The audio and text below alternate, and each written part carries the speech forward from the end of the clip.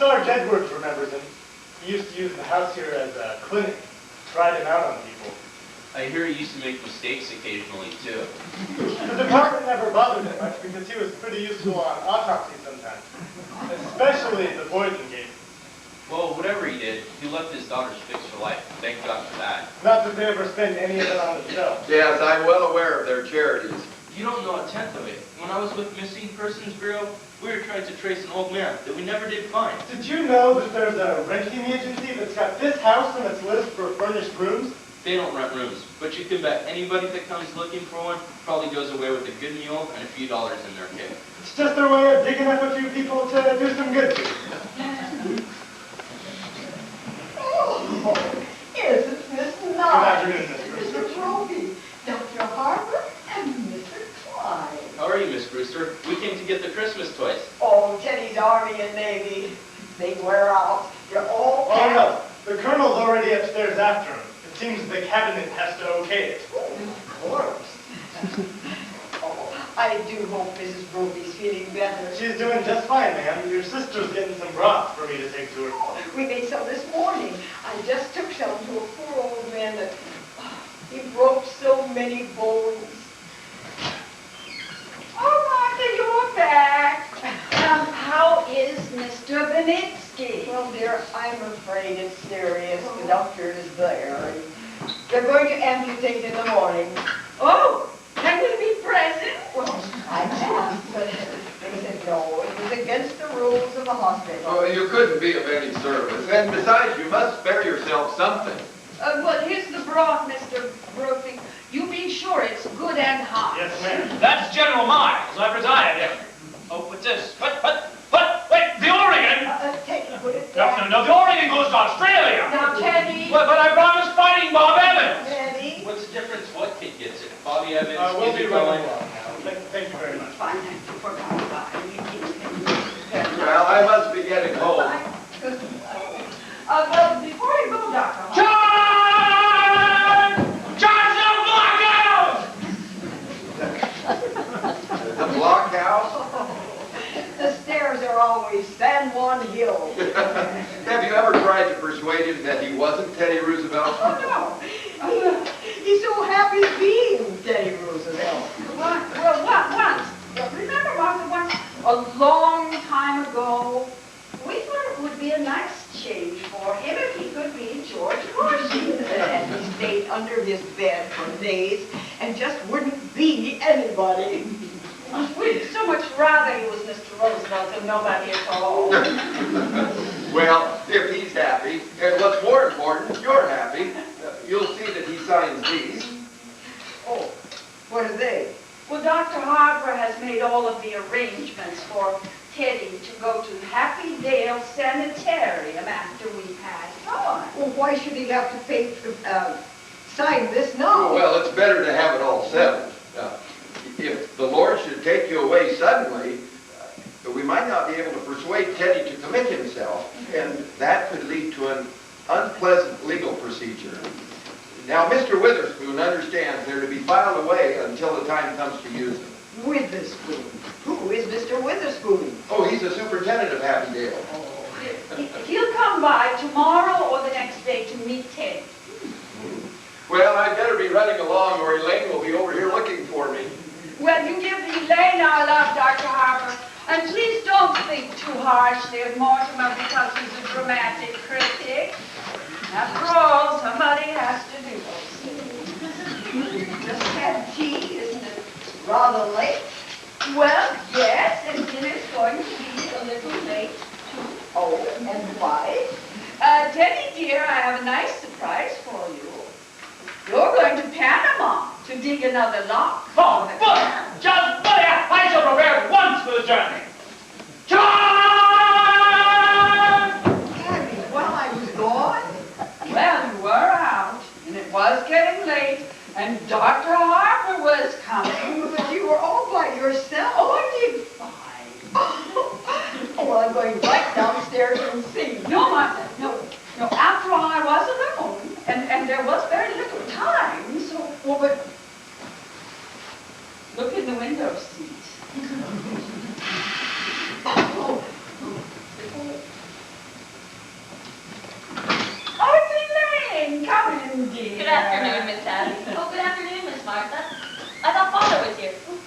he just this minute left. Didn't you meet him? No, I took the shortcut to the cemetery. Oh. Mortimer hasn't come yet? No, not yet. Oh, well, he asked me to meet him here. Do you mind if I wait? Oh, not at all. You sit right down. But we must speak to Mortimer about doing this to you. Doing what? Well, he knows better. When a gentleman takes a young lady out, he should call for her at her home. Oh, well, there's something about calling for a girl at a parsonage that discourages any man who doesn't embroider. He's done this to you far too often. We are going to speak to him. Oh, please don't. After a young man whose idea of nightlife was to take me to prayer meeting, it's wonderful to go to the theater almost every night of my life. And it's such a comfort for us too, dear, because if Mortimer has to see those plays that he has to see, at least he's sitting next to a minister's daughter. What you must think of us not having our tea things cleared away yet. Well, now, don't do anything in the kitchen until Mortimer comes, and then I'll come and help you. He should be here any minute. Yes, but Father must have been surprised not to find me at home. I'm just going to run over and say goodnight to you. It's such a shame that you missed him. If Mortimer comes, you tell him I'll be right back. Hello, Mort. Hello, Elaine. Hello, Aunt Martha. Oh. Abby! Mortimer's here. Were you going out somewhere? Oh, I was just going over to tell Father not to wait up for me. I didn't know that was still being done, even in Brooklyn. Oh, hello, Mortimer. Hello, Aunt Abby. How are you, dear? All right, and you look well. Oh. You haven't changed much since yesterday. It was just yesterday, was it? My, we're seeing a lot of you lately. Well, come sit down. Sit down here. Abby, isn't there something we should be doing in the kitchen? Huh? You know, tea thing. Oh! Well, just make yourself at home. Make yourself at home. Well, can't you take a hint? No, that was pretty obvious. A lack of inventiveness, I should say. Yes, that is exactly what you would say.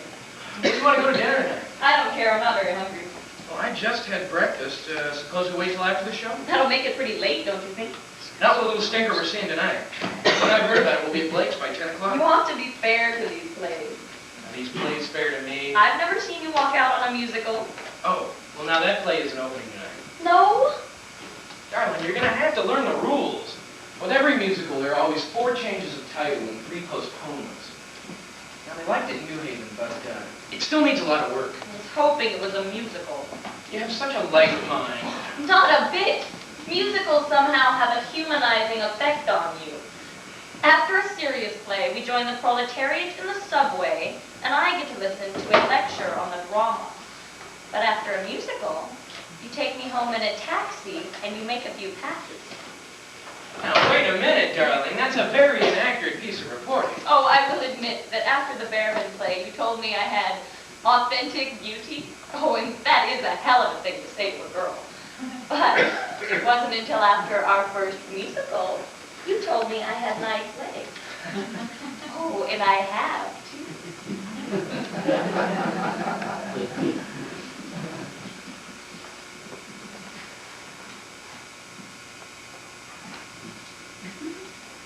Wow. For a minister's daughter, you sure know a lot about life. Where'd you learn it? Oh, the choir loft. I'll explain it to you sometime, darling. A close connection between eroticism and religion. Oh, religion never gets as high as the choir loft. Which reminds me, I think I'd better tell Father, please, not to wait up for me tonight. You know, I've never been able to rationalize it. What? My falling in love with a girl who lives in Brooklyn. Falling in love? Oh, you're not stooping to the articulate, are you? The only way I can regain my self-respect is to keep you in New York. Did you say keep? No, I've come to the conclusion that you're holding out for legality. I can afford to be a good girl for quite a few years yet. And I can't wait that long. Where could we be married in a hurry? Say tonight. I'm afraid Father is going to insist on officiating. Oh, God. I bet your father could even make the marriage service sound pedestrian. Oh, are you by any chance writing a review of it? Forgive me, darling. It's an occupational disease.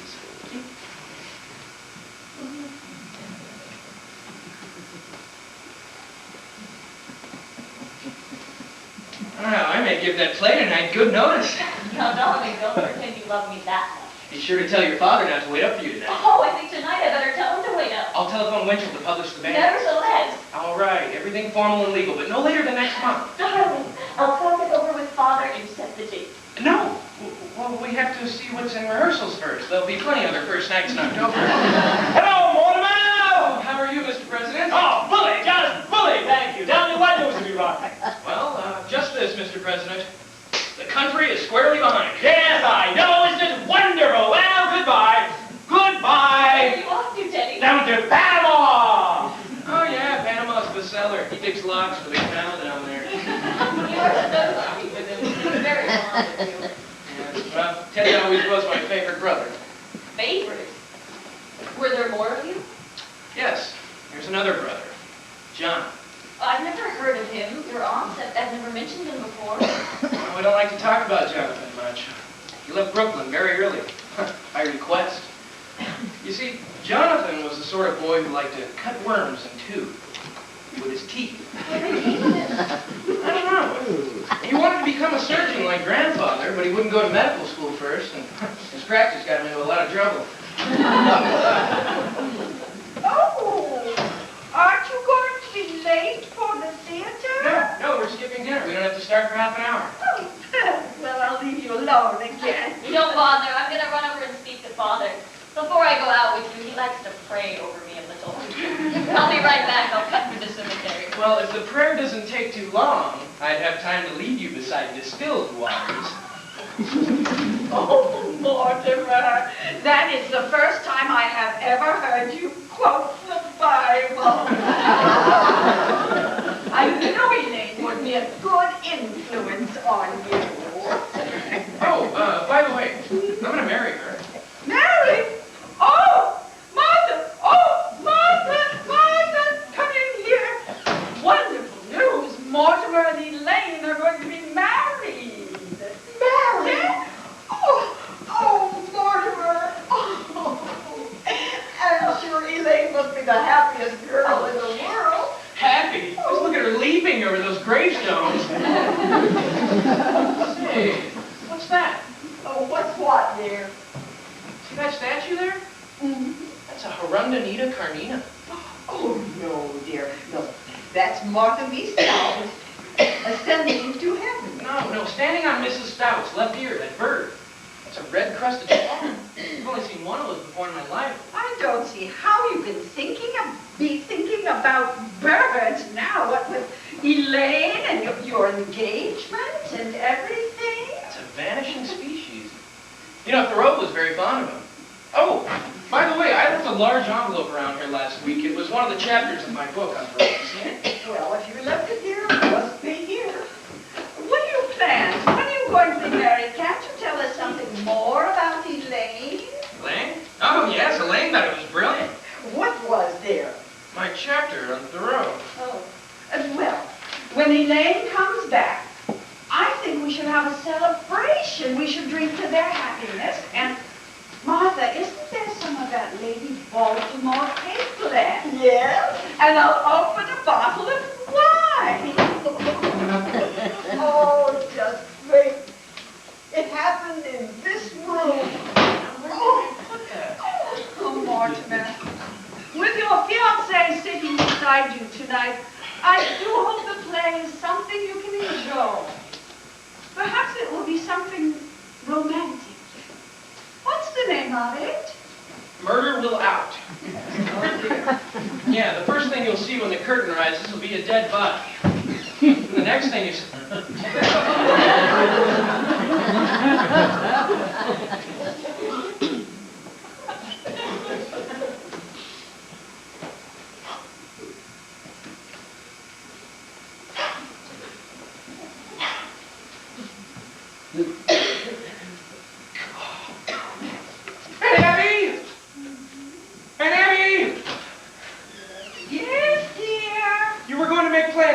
to go to that sanitarium, Happy Dale? Yes, dear. Dr. Harper's made all the arrangements. He brought the papers over for Teddy to sign. Here they are. He needs to sign them right away. That's what Dr. Dr. Harper thinks, and then there won't be any legal difficulties after we pass on. No, he needs to sign them this minute. He's down in the cellar. Get him up here right away. Oh, there's no such rush as that, dear. No, when Teddy has his mind on what's happening at the canal, you can't put his mind on anything else. Teddy needs to go to Happy Dale now, tonight. Oh, no, dear. That's after we are gone. Right away, I tell you, right away. No, dear. Teddy won't go to Happy Dale until after we have passed on. Listen, darlings, I am frightfully sorry. But I've got some shocking news for both of you. Now, we need to try to keep our heads. You know, we've sort of humored Teddy because we thought he was harmless. Oh, he is harmless. He was harmless. That's why he has to go to Happy Dale, why he has to be confined. Mortimer, why have you suddenly turned against your dear brother Teddy?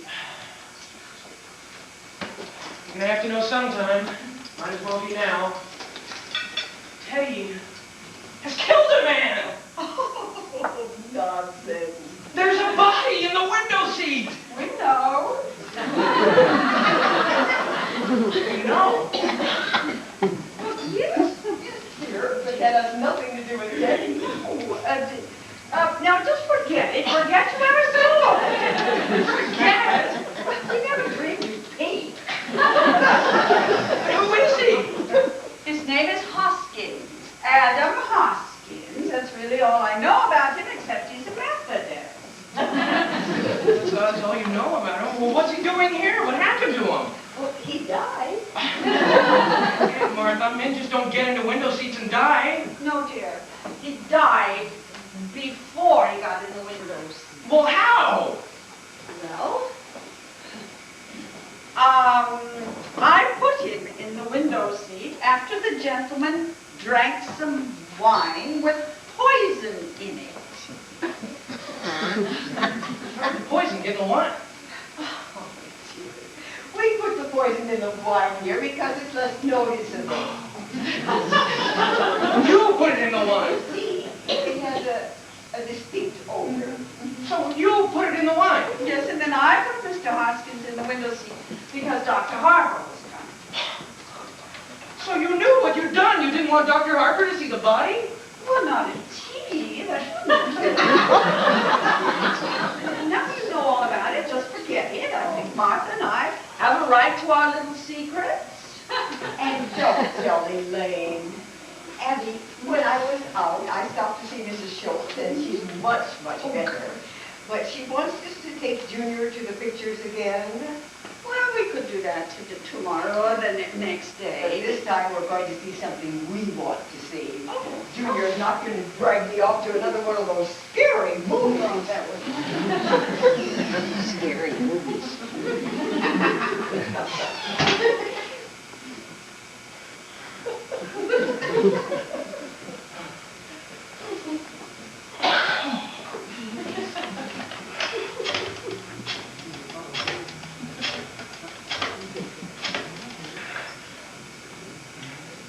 Hello, city desk. Hello, Al. Do you know who this is? That's right. Say, Al, when I left the office, I told you where I was going, remember? Well, where did I say? Uh-huh. Well, it took me about a half hour to get to Brooklyn. What time have you got? Oh, that's right. I must be here.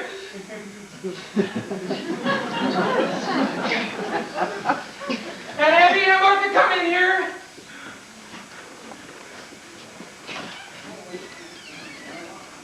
What are we going to do? I mean, what are we going to do? What are we going to do about what, dear? There's a body in there.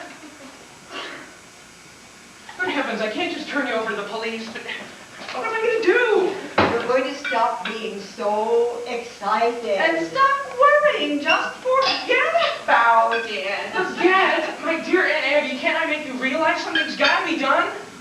Well, just calm yourself and stop misbehaving. You're too old to fly off the handle like this. But Mr. Hotchkiss! Hoskins, dear.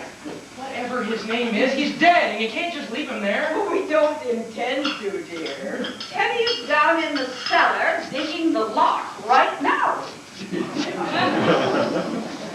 You mean you're gonna bury Mr. Hotchkiss in the cellar? Well, of course, dear. That's what we've done with all the others. You can't just bury this. Others? The other gentleman, dear. When you say others, do you mean others? More than one others? Oh, yes, dear. See, Abby, I think this makes it 11, doesn't it? No, it's 12. Oh, I think you're wrong. I think it's only 11. Well, Martha, dear, I remember distinctly when Mr. Hoskins walked through that door. I thought to myself, now, he will make just an even dozen. Oh, but you shouldn't count the first one. Well, I was counting the first one. That makes 12.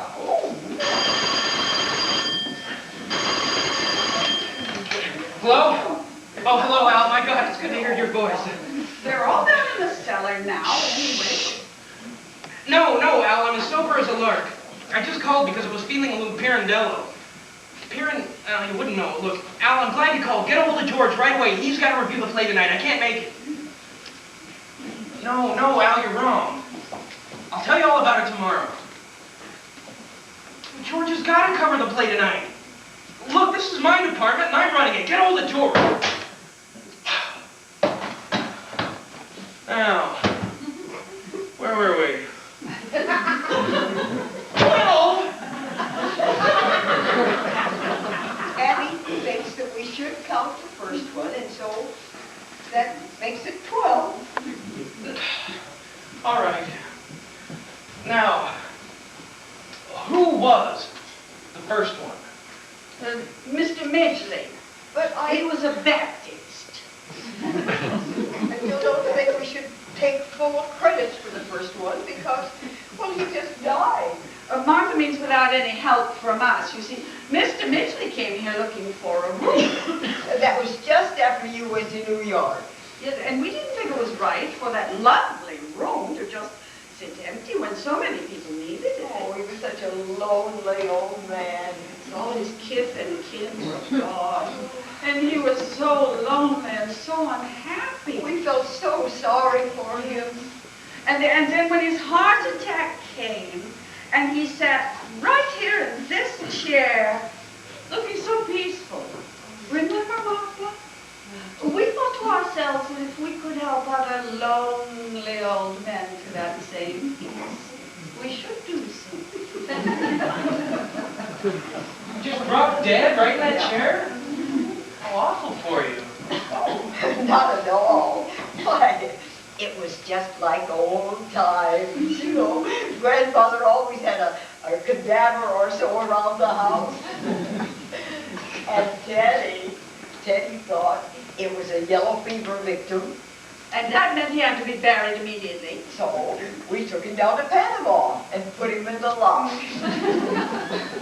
So you see, dear, why we tell you not to worry, because we know exactly what needs to be done.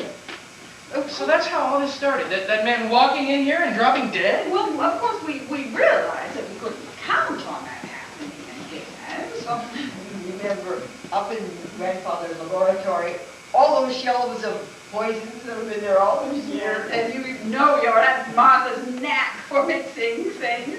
You've eaten enough of her pickle lily. I take a gallon of elderberry water, and I put in 1 teaspoon of arsenic and a half teaspoon of strychnine, and then just a touch of cyanide. That must have quite a kick. Yes. One of our gentlemen even found time to say, "How delicious." Well, I must get things started in the kitchen. I'll be out to help you, dear. Oh, Mortimer, I wish you could stay for dinner. I'm trying out a new recipe. Couldn't eat a thing.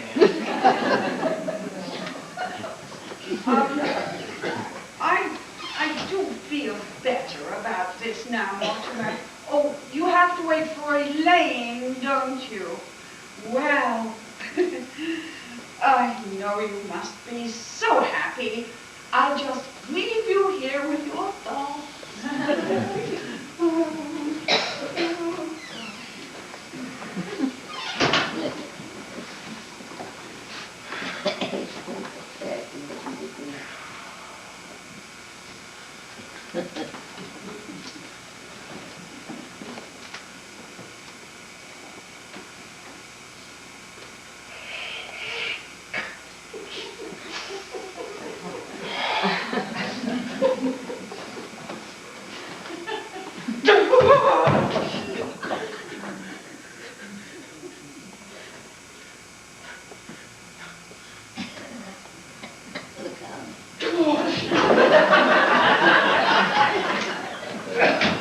Oh, it's you. Don't be cross, darling. Father could see that I was excited and so well. I told him about us and that made it hard for me to get away. But listen, darling, he's not going to wait up for me tonight. Okay, you run along home, Elaine. I'll call you up tomorrow. Tomorrow? Yeah, you know I always call you up every day or two. Well, we're going to the theater tonight. I know. No, we're not. Well, why not? Elaine, something's come up. What, darling? Mortimer, you've lost your job. No, I haven't lost my job. I'm just not covering that play tonight. Now you run along home, Well, I've Elaine. got to know what's happened. Certainly you can tell me. Oh, dear, I can't. Well, darling, if we are going to be married, Married? have you forgotten that not 15 minutes ago you just proposed to me? I did? Oh, yes. Well, as far as I know, that's still on. Now you run along home, Elaine. Listen, you can't propose to me 1 minute and then throw me out of the house the next. I am not throwing you out of the house, darling. Will you get out of here? No, I will not get out of here. Not until I've had some kind of explanation. Hello? Oh, hello, Al. Hold on a minute, will you? All right, it's important, but it can wait a minute, can it? Hold on. Look, Elaine, you're a sweet girl, and I love you very much. But I have something on my mind right now, and I want you to go home and wait for me to call you. Oh, don't try to be masterful. You know, when we're married and I have problems to face, I hope you're much less tedious and uninspired. Oh, well, and when we're married, if we're married, I hope I find you adequate. Elaine. Elaine!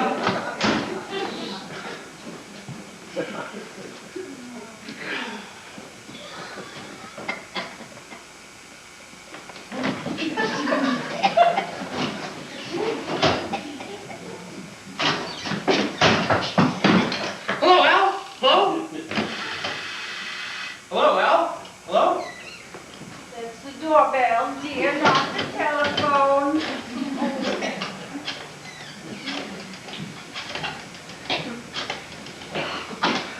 Oh, how do you do? Come in. I understand you have a room to rent? Yes, step right in. Are you the lady of the house? Yes, I'm Miss Brewster, and this is my sister, another Miss Brewster. My name is Gibbs. Hello, let me talk to Al again. Won't you come City right desk. over here and sit down? Ow! I'm sorry. City we've got desk. setting the table for What? dinner. May I see the room? I'm sorry, wrong Sit number. down first and let us get acquainted. I won't do much good unless I like the room. Is Brooklyn your home? Haven't got a home. Live in a hotel. Don't like it. City desk. Is your family Brooklyn people? Haven't got any family.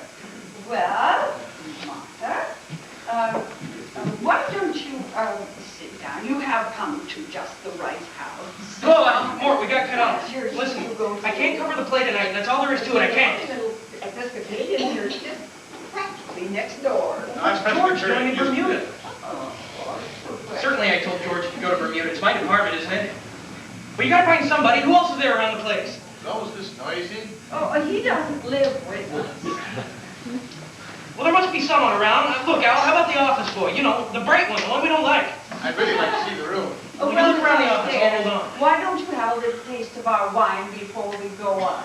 No, thanks. Never touch it. Oh, it's elderberry wine. We make it ourselves. There must be some printers around. Look, Al, how about the fellow that sets my copy? Elderberry. He ought to know about what I write. His name's Joe. Haven't tasted elderberry wine since I was a boy. He's Thank the you. third machine on the left. But Al, he might turn out to be another Burns Manimal. Do you have your own elderberry bushes? Oh, no, I'm not drinking, but I'm gonna start now. You serve meals. Well, we might, but why don't you taste the wine? Oh, no, Mortimer, no.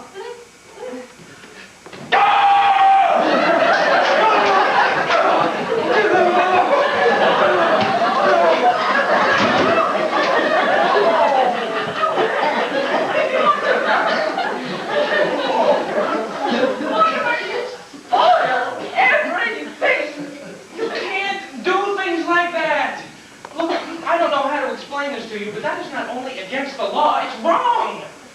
It's not a nice thing to do.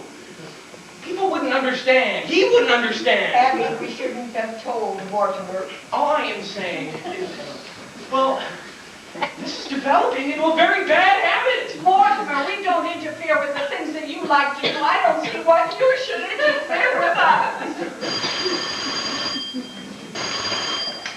Hello? All right. I'll see the first act and I'll pan the hell out of it. But Al, listen, you gotta do something for me. Get a hold of O'Brien, our lawyer, head of our legal department. Have him meet me at the theater, okay? Now don't let me down, I'm starting now. Listen, darlings, I've gotta go to the theater and I can't get out of it.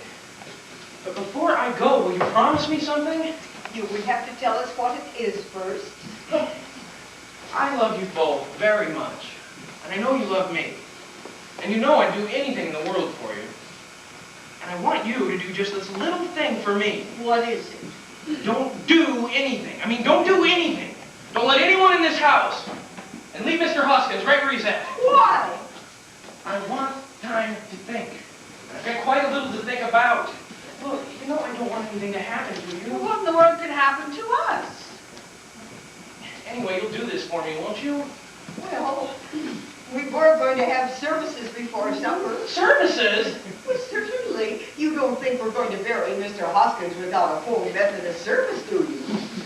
After all, he was a Methodist. Can't that wait till I get back? Oh, Mortimer, then you could join us. Yes! Oh, Mortimer, you will enjoy the services, especially the hymns.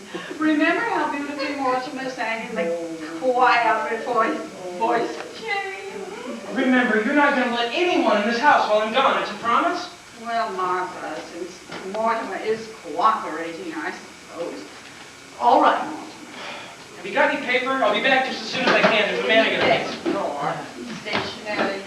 Yeah, this will be fine. I can save time if I write my review on the way to the theater.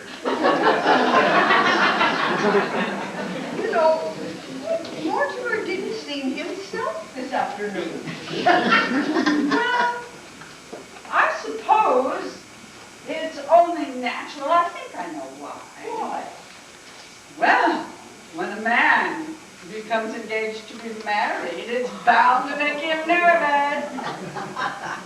And I'm so happy for Elaine. And the honeymoon will be a wonderful vacation for Mortimer. I don't think he had enough rest last summer. Well, at least he didn't go kiting off to China or Spain. Oh, I never could understand why he wanted to go to those places. Well, I think to Mortimer, the theater is pretty small potatoes. He needs something big to criticize, something like the human race. Well, Abby, if he's going to come back for the services, we're going to need another hymnal. I think I have one in my room. Oh, Martha, dear. Now, you know, it is my turn to read the services. But because you weren't here when Mr. Hoskins came, I want you to do it. Oh, Abby, that's so nice of you. Are you sure? Well, it's only fair. Oh, well then, I think I'll wear my black bombazine with Mama's old brooch. Oh, I'll see who's at the door. Oh, no, he's promised. Oh, well, who do you suppose it is? It's too bad I don't need one of them. Well, are you sure? There was a car at the curb. They must have come in that. Let me look. You recognize them. Oh, no, they're strangers to Then we me. just have to pretend that we're not here.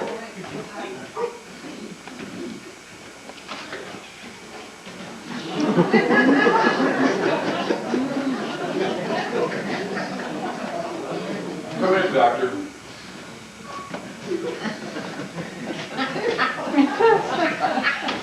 This is the home of my youth.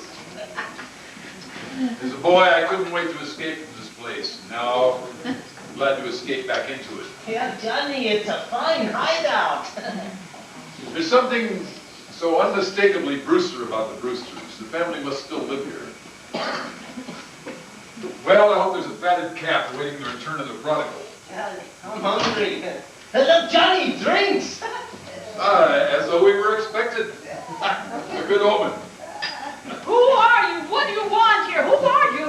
Why, Aunt Abby and Martha. It's Jonathan. You get up, You're not Jonathan. Don't pretend you are. You're not our nephew, Jonathan. You just get out of here. But I am Jonathan, and this is Dr. Einstein. He's not Dr. Einstein either.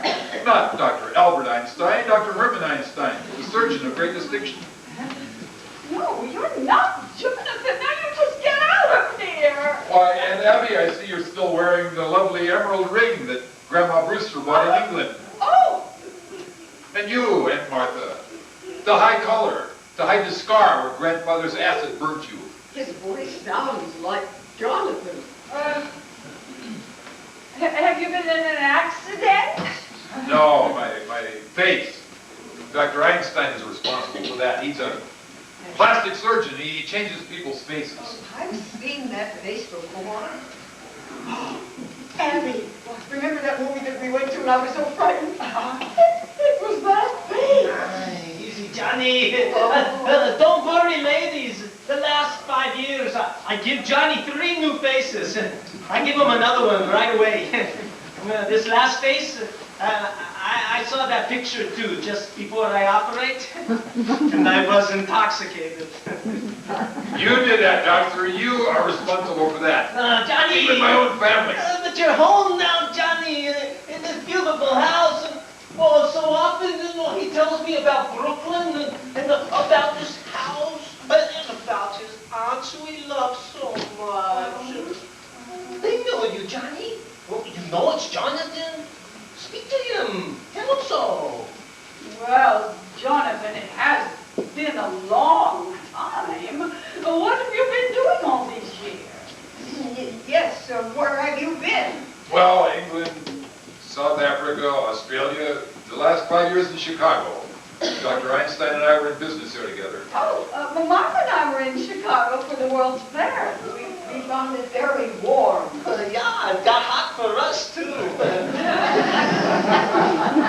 And Abby, and Martha. Well, you don't look a day older, just as I remember you. Sweet, charming, hospitable. And dear Teddy. Dear little Teddy wanted to get into politics. Doctor, little Teddy wanted to become president. Teddy's fine. He's just fine. Mortimer is well, too. Oh, yes, I know all about Mortimer. I've seen his picture at the head of his column. He seems to lived up all the promise of his early nasty nature. We're very fond of Mortimer. Jonathan, it has been very nice meeting you again. Well, bless you, Aunt Martha. It's good to be home again. Well, Martha, we better see what's boiling on the stove. We don't want it to boil. If you'll excuse us for just a few minutes, Jonathan, unless you are in a hurry to get someplace.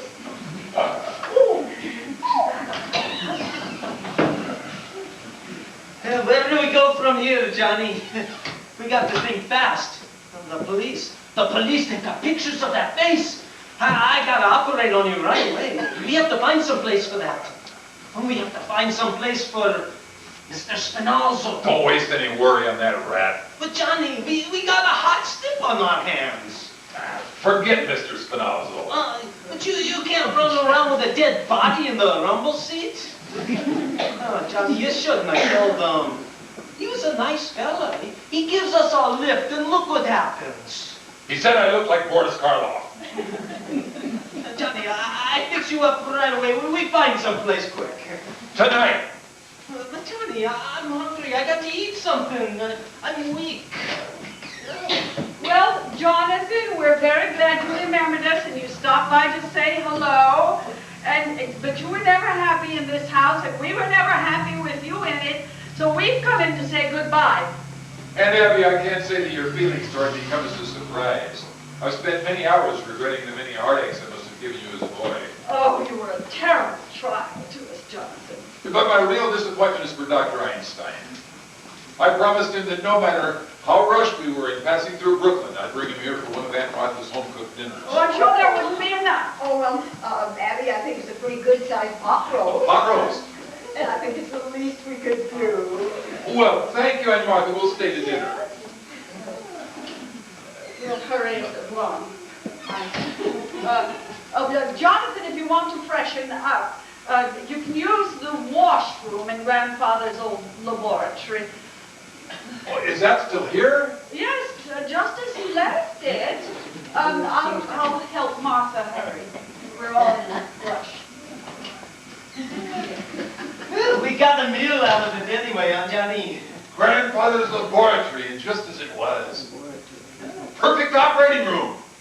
Yeah, well, too bad we can't use it. After you've finished with me, well, we can make a fortune here. The large ward in the attic, doctor, 10 beds, and Brooklyn is crying for your talents. Why work yourself up, Johnny? And besides, for Brooklyn, I think we're about a year too late. Oh, you don't know this town, doctor. Practically everybody in Brooklyn needs a new face. So many of the old faces that are locked up. A very small percentage. And the boys in Brooklyn are famous for paying handsome money to stay out of jail. Oh, but Johnny, your aunts, they don't want us here. Oh, we've been invited to dinner, haven't we? Yeah, but after dinner. We'll be invited.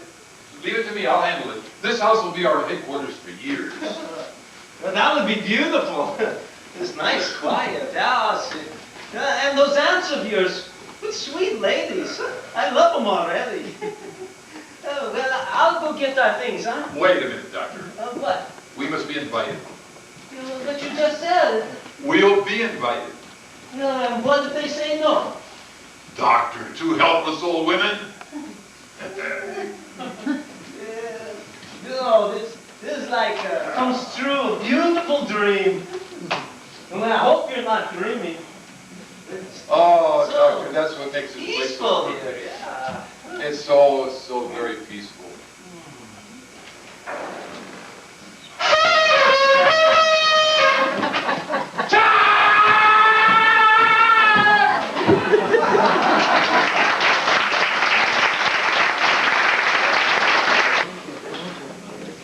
Yes, any of those last 5 years in Chicago were among the busiest and happiest of my life. From Chicago, we go to South Bend, Indiana. I don't think they'd be much interested in our experience in Indiana. Well, Jonathan, I'm sure you've led a very interesting life, but I'm afraid we let you talk to you play. My meeting Dr. Einstein in London, I might say, changed the whole course of my life. I was in South Africa in the diamond business, and I went to Amsterdam for the diamond market up there. And I wanted to return to South Africa. And Dr. Einstein made that possible for me. Yeah, that was a good job, Johnny. You know, when we took off the bandages, his face looked so different. The nurse had to introduce me. I love that face. In fact, I still carry a picture around with me. Well, it looks a little more the way you used to, but I've never known you. Hey, yes, doctor. Yeah, yes, I think we'll go back to that face. Yeah, it's safe now. Well, I'm sure you and your friend are eager to get on your way to wherever it is you're going, so... Well, Aunt Martha, I'll tell you, after that delicious dinner, I can't move a muscle. Yeah, it's nice here. But after all, it's very late. I found it! I found it! You found what, Teddy? The story of my life, my biography. General, here's the picture I was telling you about. You see, here we are together at Calabria Cut. There I am, and that's you. There's President Roosevelt, and there's General Gold. My, how I've changed. But that picture hasn't even been taken yet. We haven't begun to dig at Calabria Cut yet. We're still digging the locks. Now, General, you will accompany me down to Panama to inspect the new lock. Oh, no, Teddy, not to Panama, dear. No, we go some other time. Panama's a long way off. Nonsense! Panama's just down the cellar. The cellar. We let Teddy dig the Panama Canal in the cellar. General Gold, as President of the United States, Commander-in-Chief of the Army and the Navy, and the man who gave you this job, I demand that you accompany me down to Panama to inspect the new lock. Teddy, I think it's time you went to bed. I beg your pardon. Who are you? Woodrow Wilson. Now go to bed. No, you're not Wilson. But let me see. You look familiar. Perhaps in Africa. Yes. You look like someone I might meet in the jungle. Teddy, dear, it's your brother, Jonathan. He had his face changed. Oh, so that's it. A nature faker. Jonathan and his friend are just leaving for their hotel. General Goethals, inspect the canal. All right, Mr. President, we go to Panama. Bully! Wonderful! Follow me! Oh, here. Down south we go. Follow me. Well, bon voyage. And I must correct your misapprehension. You mentioned our hotel. We have no hotel. We came directly here. Here's a lovely little hotel, just about. Aunt Martha, this is my home. Oh, but Jonathan, you can't stay here. But we need our room You need them. for our lodger. You have lodgers in this house? Well, not right now, but we plan to. Well, then my old room is still free. But there's no room for Dr. Einstein. Oh, he'll share the room with me. No, Jonathan, I'm sorry, but you can't stay here. Aunt Abby, you remember from this afternoon that as a boy I can be very disagreeable? It wouldn't be very pleasant for any of us if, I think maybe for just tonight. Well, just tonight. Get our rooms ready immediately. It just takes airing out. Yes, we keep it ready to show our lodgers that you'll be comfortable. Yeah. So, You don't appreciate the guest you have in Dr. Einstein, but you will. With his skills, I'll be a different Jonathan within a few weeks. Oh, well, he can't operate on you here. Oh, listen, after we get organized, after we resume practice, oh, I forgot to tell you, we're turning Grandfather's laboratory into an operating room. oh, no, We should be Jonathan. quite busy. You can't turn this house into a hospital. A hospital, heavens no, it'll be a beauty parlor. Hey, Johnny, down in the cellar. Doctor, my dear aunts have invited us to live with them. Oh, you fixed it, huh? Just for tonight. Get our rooms ready immediately. For tonight. Hey, Johnny, when I go down in the cellar, what do you think I find? What? The Panama Canal. Oh, the Panama Canal. Yeah, it just fits Mr. Spinoza. It's a hole Teddy dug it. It's 6 feet long and 4 feet wide. Down there? Yeah, you'd think they knew we were bringing Mr. Spinoza with us. That's hospitality. Rather a good joke on my dear aunts. They're living here with a dead body buried in the cellar. How do we get them in? Now, we can't just walk him through the door. Okay, we bring the car up here behind the house, between the house and the cemetery, and after they go into bed, we bring him through the window. Bed? Just think, we get to sleep in a bed tonight. Wait a minute, Doctor, you're operating tomorrow, and you'd better be sober. I fix you up beautiful. And if you don't, Well, Jonathan, your room is all ready. well, then run along to bed. We're going to bring the car up alongside the house. Oh, it can stay where it is. It'll be all right until morning. Oh, no, I wouldn't want to leave it in the street. It might be against the law. Abby, what are we going to do? Well, we can't let them stay in this house any more than one night. What would the neighbors think? People walking in here with one face and going out with another.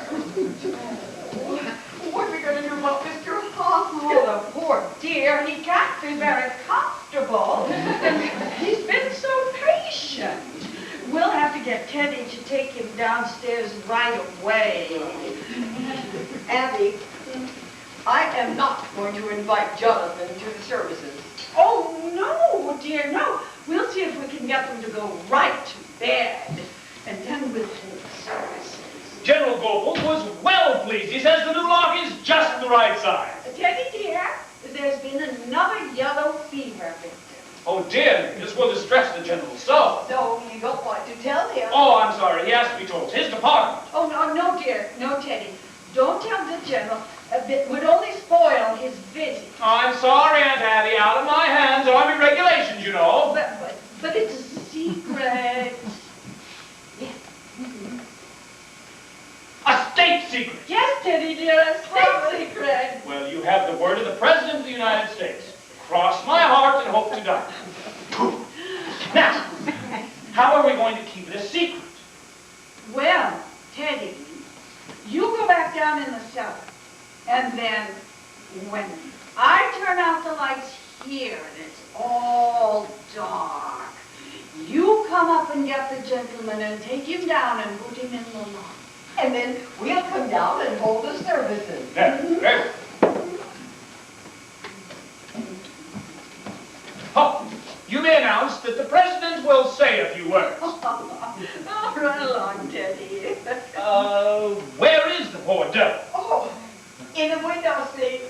Dear me, it seems to be spreading. We never had yellow fever there before.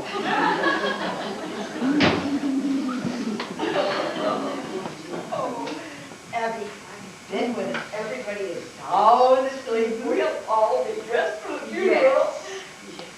Abby, I never even saw Mr. Hostin. Oh, that's right. You were out. Well, you come right along and see him now. He's rather nice looking for a Methodist. Oh, what's that? Oh, We're bringing the luggage through here. Jonathan, your room is all ready for you. You can go right up. Well, I'm afraid we don't keep Brooklyn hours. You two run along to bed. Oh, but you must be very tired, both of you. And Mark and I don't go to bed this early. Well, you should. It's time I came home to take care of We you. hadn't planned to go to bed right now. We have other plans. Aunt Martha, did you hear me? I said go to bed. Yes. Yes. Doctor, you can leave the instrument case down here. Now we're all going to bed. And you run along, Aunt Martha. That's another flight up, Doctor. I'll wait and turn out the light. Turn out the lights. I'll get it when you get up the stairs. Run along, Aunt Martha.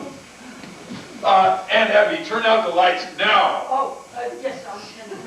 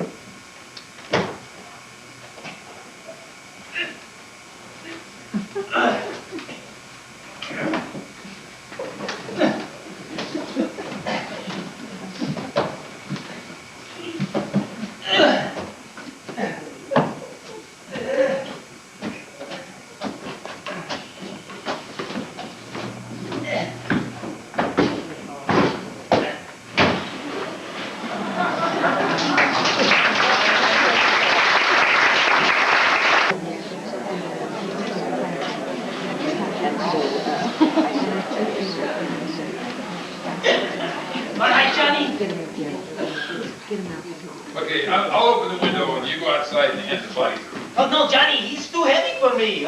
You go outside and push, and I'll stay in here and pull. Then together we take him down to Panama. Oh, okay, I'll go outside and look around. And when I tap on the glass, you open the window. Okay.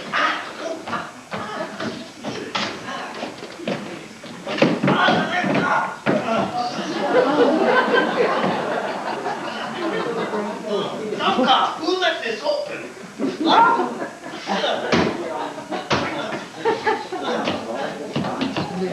Johnny! Hey, you there? Hey, all right, alley-oops.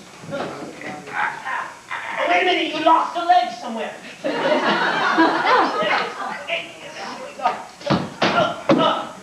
that was me, Johnny, I slipped. Be more careful. When his shoe came off. Okay, I got it. Hey, Johnny, somebody's at the door. No, you go quick, I'll manage here. You go quick. Okay.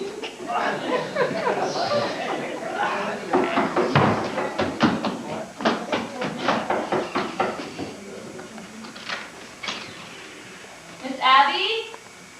Miss Martha? Miss Abby? Miss Martha? Who is this? Is that you, Teddy? Who are you? Who are you? I'm Elaine Harper. I live next door. Doctor, turn the lights.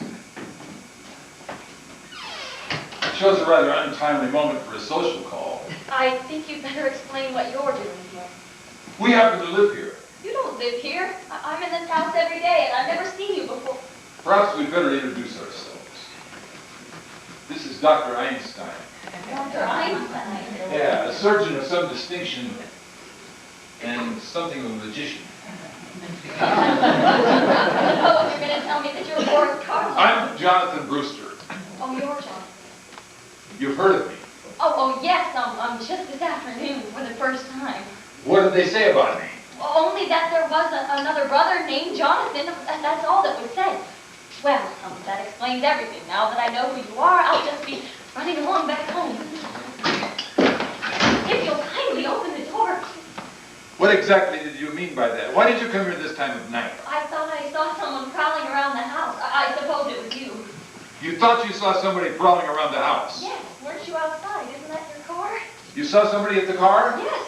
What else did you see? Just someone walking around the house to the car. What else did you see? Just that. That's all you see. That's why I came over here. I wanted to tell Miss Abby to call the police. But if it was you, and if that's your car, then I don't need to bother Miss Abby. I'll be running along. What was the man doing in the car? I don't know. You see, I was on my way over here. I think she's lying. I think she tells the truth, Johnny. We let her go, okay? Breaking in the house this time of night, I think she's dangerous. She shouldn't be running around loose. Oh my God! Please take your hands off me!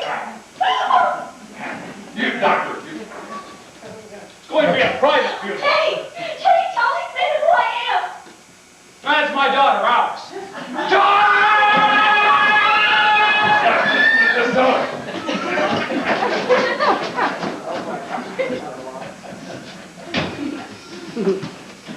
What's the matter?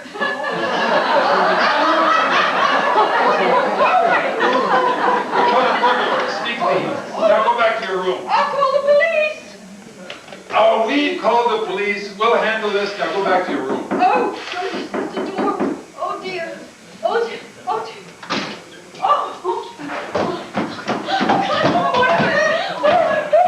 The Laura Bates Theater. I should have known better.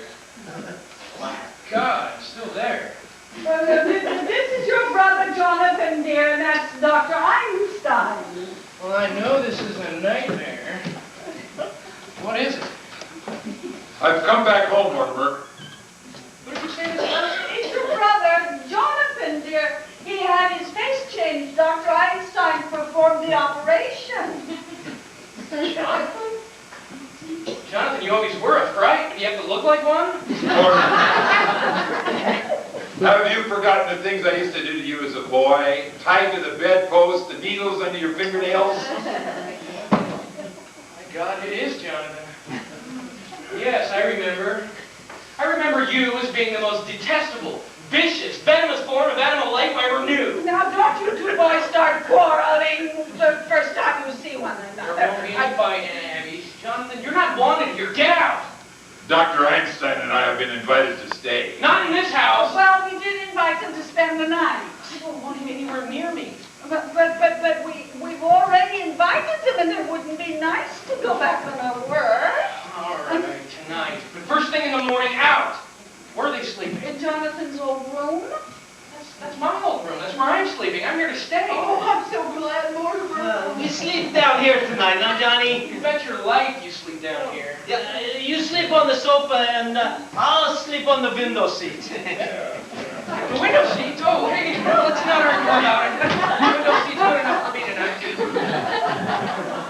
Johnny, you know, all this argument, it makes me think of Mr. Spinalzo. Spinalzo! Mortimer, we wouldn't want to inconvenience you like this. We'll sleep down here.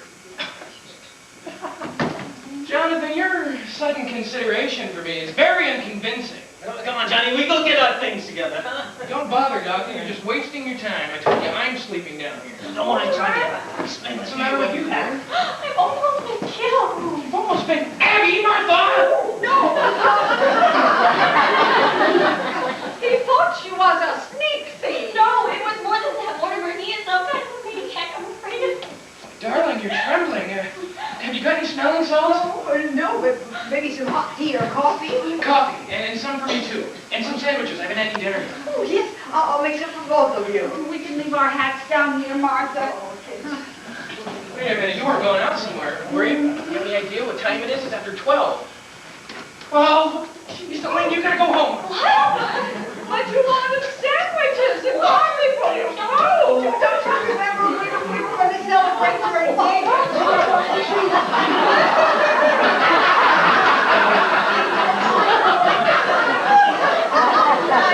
And I'll open a bottle of wine. All right.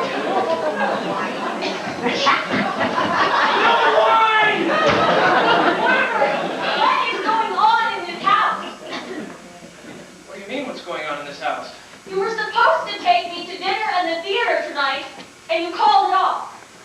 You asked me to marry you. I said that I would, and then 5 minutes later you just threw me out of the house.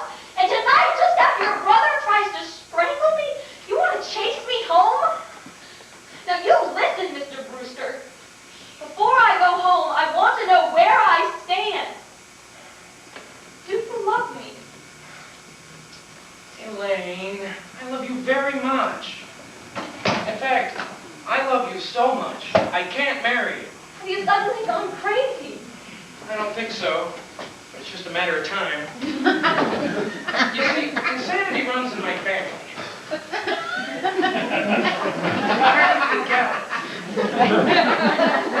That is why I can't marry you. Wait a minute, you gotta do better than that. No, dear, there's a strange taint in the Brewster blood. My family is, well, it's what you'd expect if Strindberg had written Hell's a Poppin'. Just because Teddy is a No, it goes way back to the first Brewster, the one that came over on the Mayflower. You know, in those days, the Indians used to scout the settlers. He used to scout the Indians. Mortimer has ancient history. No, the whole family. Take my grandfather, for instance. He used to try his patent medicines out on dead people to be sure he wouldn't kill them. He wasn't so crazy. He made $1 million. And there's Jonathan, too. You just said he's a maniac. He tried to kill you. But he's your brother, not you. I'm in love with you. And there's Teddy, too. You know Teddy. He thinks he's Roosevelt. No, dear, no Brewster should marry. I realize now that if I'd have met my father in time, I'd have stopped him.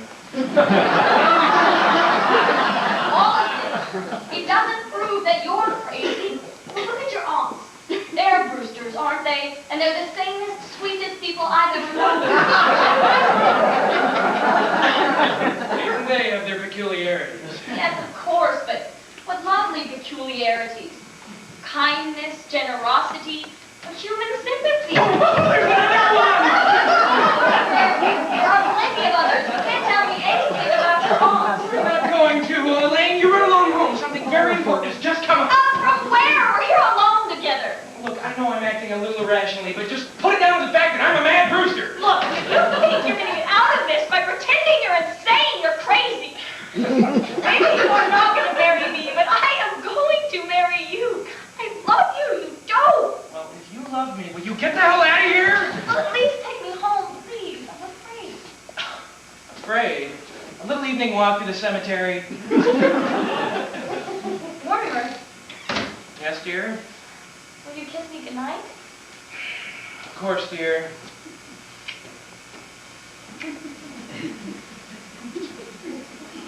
Okay, dear. Good night. I'll call you in a day or two. You quit!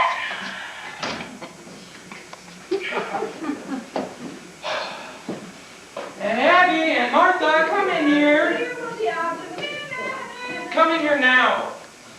Mister, what is it? I thought you promised me you weren't going to let anyone in this house while I was gone. Well, Jonathan. I don't mean walked Jonathan. in and Dr. Einstein. I don't was mean right Dr. there. Einstein either. Who's that in the window seat? We told you, Mr. Hoskins. That is not Mr. Hoskins!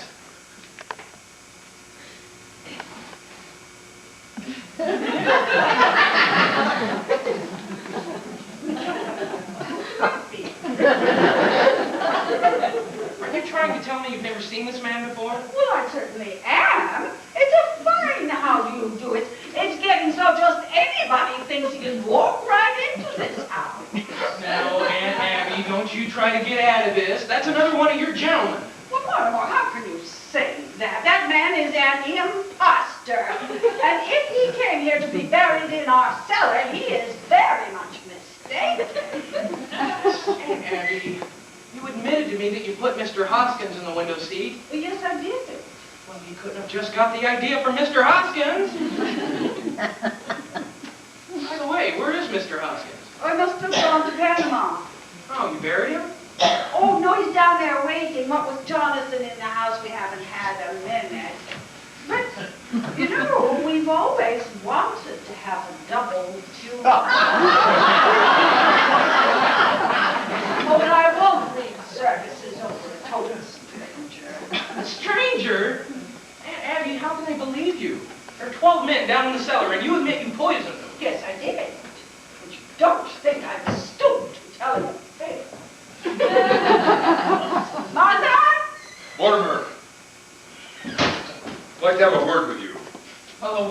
about all you have time for, Jonathan. Because I've decided that you and your doctor friend are going to have to get out of this house just as quickly as possible. Well, I'm glad you recognize the fact that you and I can't live under the same roof, but you've come up with the wrong solution. Take your suitcase and get out. Jonathan, you are beginning to bore me. Look, you've had your one-night stand in Brooklyn. Now move on. Mortimer, just because you graduated from the back bench to the typewriter doesn't mean you've grown up. Now, I'm staying and you're leaving, and I mean now. If you think that I can be frightened, if you think there's anything I fear... Mortimer, I've lived a strange life that has taught me one thing. To be afraid of nothing. Martha, you come in here and you just look what's in that window seat. Oh, now, Aunt Mary!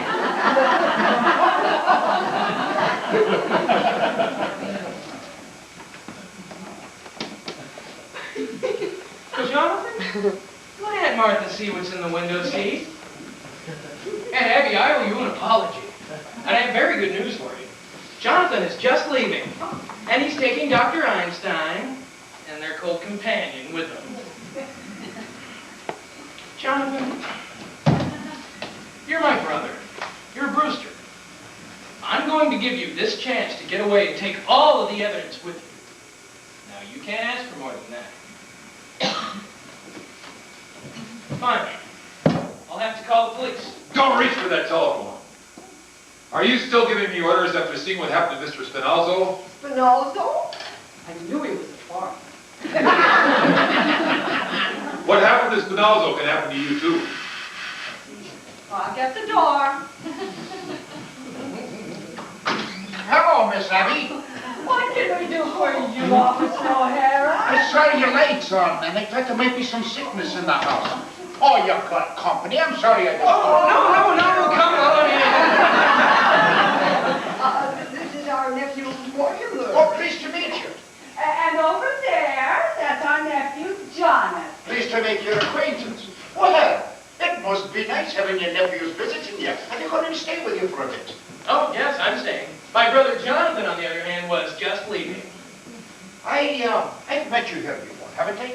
Well, no. You see, Jonathan's been away from home for many years. Your face looks familiar to me. Maybe I've seen a picture of you somewhere. I don't think so. Yes, you better hurry, Jonathan. Your things are all packed anyway, aren't they? Well, you'll be wanting to say your goodbye, so I'll be running along. Hey, what's the rush? We'd like to have you stick around until my brother goes. Well, I just dropped by to make sure everything was all right. Well, we were just about to make some coffee. Oh, coffee! And I'm going to make a lot more sandwiches. I know your Oh, appetite, don't bother, officer. Miss Martha. I've got to ring in a few minutes. Oh, you can stay for a cup of coffee. My brother's just going. Here, sit down. All right, one. Say, ain't I seen a photograph of your brother around here someplace? I don't think so. He certainly reminds me of somebody. Yeah, probably somebody you saw in the movies. Oh, no, I never go out to the movies. I hate them. Me mother says the movies is a bastard art. Yeah, it's full of them. Mom said that, huh? Oh, aye. She was an actress, a stage actress. Perhaps you've heard of her. Peaches Latour. Sounds like a name I've seen on a program. What did she play? Well, her big hit was Mutt and Jiff. She played it for 3 years, and I was born on tour in the 3rd season. You were? Oh, aye. It was in Dublin. I was born in the dressing room at the end of the 2nd act, and me mother made the finale. What a trooper. I bet there's a really good story in your mother. You know, I write about the theater. Oh, you do? Say, you ain't much of a Brewster, the dramatic critic. Yes. Oh, I certainly am glad to meet you, sir. Say, Mr. Brewster, we're in the same line of business. We are? Hey, I'm a playwright. Oh, this being on a police force is just a temporary thing. Well, how long have you been on the force? 12 years. But I'm gathering material for a play. I bet it's a honey. And what it ought to be, sir. With all the drama I see being a cop. Mr. Brewster, you have no idea what goes on in Brooklyn. Oh, I think I have. Say, what time is it? 10 after 1. Oh, I've got to be ringing in. Oh, O'Hara. On that play of yours, I may be able to help you. You would? Say, it was fate my walking in here tonight. Look, I'm going to tell you the plot. If you get... Oh, you're leaving, eh? Good. You don't have much time, you know. Oh, Jonathan, are you leaving? Goodbye. Goodbye, Dr. Einstein. But you have a case, another case. Yes, Jonathan, you can't leave without all your things. Oh, Harry, you be running along. We'll get together sometime. We'll talk about your play. Oh, I ain't leaving now, Mr. Brewster. Why not? But, well, you just offered to help me with me play, didn't you? You and me are going to write me play together. Oh, I can't do that, oh, Harry. You see, I'm not a creative writer. Oh, no. I'll do the creating. You just put it down in the words. But, oh, Harry, I just... No, sir, Mr. Brewster. No, sir. I ain't leaving this house till I tell you the plot. Well, Mortimer, in that case, I think we'll be running along. Don't try that. You can't go yet. You can't go without taking everything with you, you know. Oh, Harry, you be running along. My brother's just going. Oh, I can wait. I've been waiting for 12 years. I'm so sorry, I leave. Oh, don't bring that in here. Oh, Harry, will you join us in the kitchen for a bite? Oh, kitchen? Jonathan's leaving. Oh, that's nice. Come in the kitchen and... You don't mind eating in the kitchen, Officer O'Hara? What else might you be eating, Miss Abby? Well, Jonathan, it was nice to have seen you again. So goodbye. I'm glad you came back to Brooklyn, Jonathan, because it gives me a chance to throw you out. And the first one out is your boyfriend, Spinoza. Look, Mr. Brewster, we can talk it here. No, we can't. I'm coming right out. Mortimer, I might have known you'd grow up to write a play with a cop. Get going now. All three of you. Mortimer, I mean, Miss Einstein, we are not leaving this house. This affair with my brother and I have got to be settled now. Johnny, we got trouble enough. Hey, your brother, he gives us a chance to get away. What more could you ask for? You don't understand. This goes back a great number of years. Oh, Johnny, let's get going. We're not going. We're staying right here. With a cop in the kitchen and Spinoza in the window seat. That's all he's got on us. We take Spinoza down, we dump him in the bay. After they go into bed, we come back here, and if Mortimer tries to interfere... Oh, Johnny! Doctor, you know when I make up my mind. Yeah, when you make up your mind, you lose your head. No, Brooklyn ain't a good place for you. Doctor? All right, we stick together. Someday we get stuck together. Look, if we're coming back here, do we need to take these with us?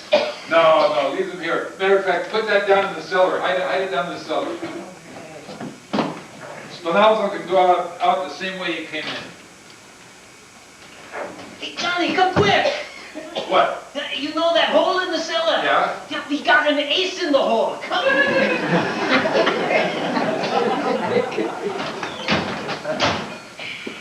Jonathan! Jonathan! Jonathan! Yes, Mortimer?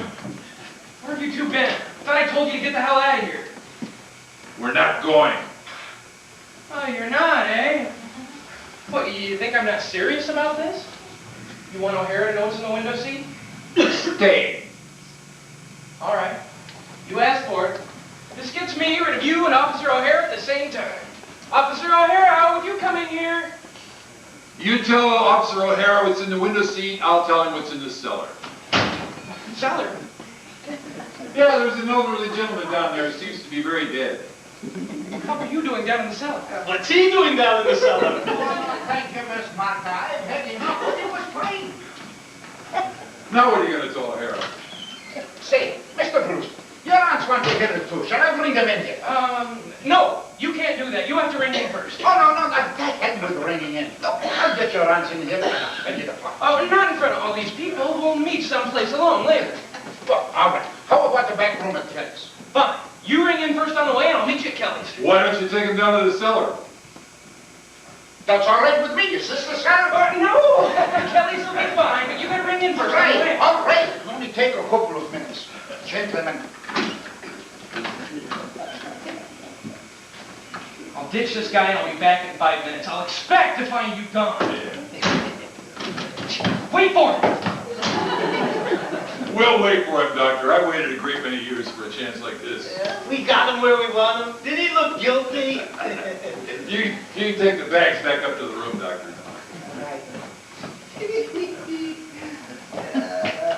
Is they gone? Oh, we thought we heard somebody leaving. Well, it was just Mortimer, but he'll be back in a few minutes. Is there any food left in the kitchen? Dr. Einstein and I would enjoy a bite. You won't have any time. No, if you're not gone when Mortimer gets back, he won't like it. He'll like it. He gotta like it. You give Dr. Einstein and I a bite to eat. We're going to bury Spinalzo in the cellar. Oh, no! No, you can't leave him in our cellar. You've got to take him with you. There's a friend of Mortimer's down there waiting for him. Friend of Mortimer? Yes, he and Mr. Spinalzo will get along fine. They're both very dead. He must be Mr. Hoskins. Mr. Hoskins. You know it's down there? Well, of course we do. And there's no room for Mr. And it's one of our gentlemen. Our gentlemen. There is no room. No room for what? There's no room for Mr. Spinalzo. The cellar's crowded already. Crowded with what? Well, it's crowded with, there's 12 graves down there. That means very little room, and we need it. 12 graves! You mean you and Aunt Martha have murdered? No, murdered, no. Oh, my, oh, no, it's one of our treatments. What we have done is the worst thing. You've done that right here in this house and buried them down there. Johnny, we've been chased all over the world, and they stay right here in Brooklyn. They do just as good as you. What? Yeah, you got 12 and they got 12. I got 13. Oh, Johnny, you got 12. I got 13. There was Spinalzo, the first one in London, 2 in Johannesburg, 1 in Melbourne, 1 in Sydney, 2 in San Francisco, 1 in Phoenix. Phoenix? Yeah, the filling station. Yeah. 3 in Chicago and 1 in South Bend. No, you can't count the one in South Bend. He died of pneumonia. He wouldn't have died of pneumonia if I hadn't shot him. No, Johnny, he died of pneumonia. He don't count. He counts with me, I say 13. No, Johnny, you got 12 and they got 12. The old ladies, they're just as good as you. They are they? Well, that's easily taken care of. All I need is 1 more, just 1 more. Well, here I am.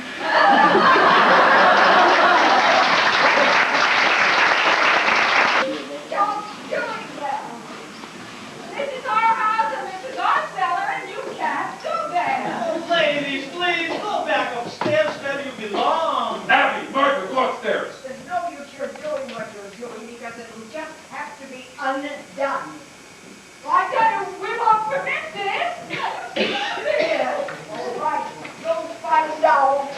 You'll find out whose house this is. I'm warning you! You better stop it now! Isn't Mortimer back yet? No. Oh, dear, it's a terrible thing they're doing, burying a good Methodist with a foreigner. I think don't have our cellar desecrated. And we promised Mr. Hoskins a full Christian funeral. Have you any idea where Mortimer went? Oh, no, I don't know where he went, but he must be doing something because, well, he told Jonathan, you stay here, I'm going to settle things. Well, he can't settle anything when he's out of the house. All we want settled is what's going on down there. All right. Oh. Now, where's Teddy? Mortimer, where have you been? Over to Dr. Gilchrist. I got his signature on Teddy's commitment papers. Mortimer, what is the matter with you? Running around getting papers settled at a time like this. You know what Jonathan is doing? He's burying Mr. Hoskins with Mr. Spinalzo. Oh, he is he? Well, Lenny, is Teddy in his room? Oh, Teddy won't be any help. When I get Teddy to sign these, then I can tackle Jonathan. What's that got to do with it? You had to go and tell Jonathan about the 12 graves. You see, if I can make Teddy responsible for those, then I can protect you, don't you see? No, I don't see him. We pay taxes to have the policeman protect us. I'll be back down in a minute. Come on, Martha, we're going to the police. All right. No, No! You can't go to the police! Why not? Because if you tell the police about Mr. Spinalzo, they'll find out about Mr. Hoskins, too.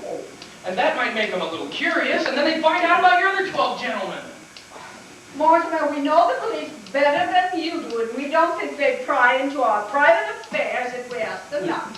Abby, if they found your other 12 gentlemen, they'd have to report to headquarters. No, I don't think they'd bother. They'd have to write long reports.